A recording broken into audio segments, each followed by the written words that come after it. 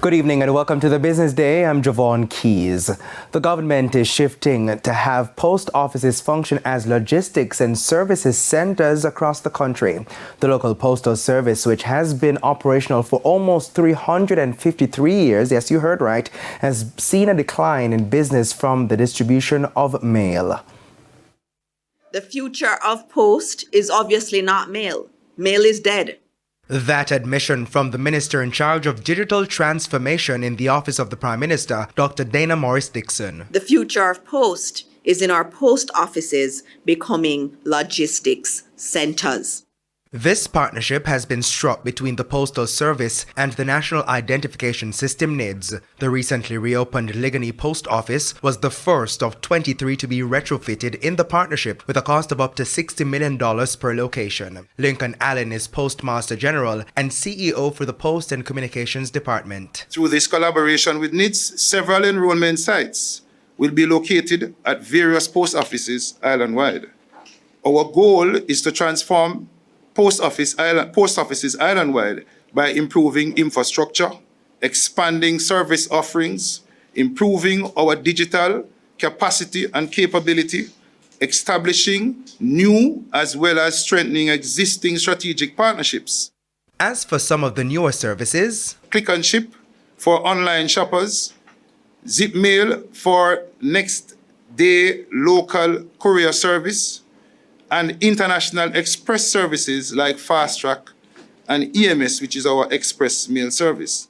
Mona is the next on the list to be retrofitted. Meanwhile, Dr. Morris-Dixon says the network of 238 post offices will be used to expand government services. Offering financial services, expanding access to government services, and creating spaces for small businesses to thrive by providing a range of business solutions. And that's where we are now. A critical part of this modernization will be the introduction of digital service points across the country.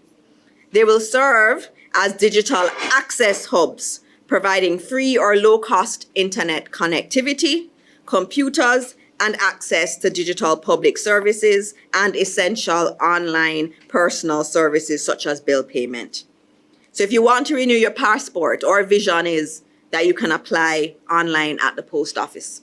They were both speaking at the reopening of the Ligani Post Office last week. To some company news now, the RJ Aglina Communications Group says there could be changes to the company's senior management team.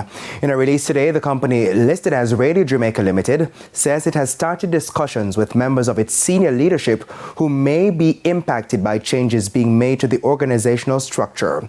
It is not clear which positions could be affected and when discussions began.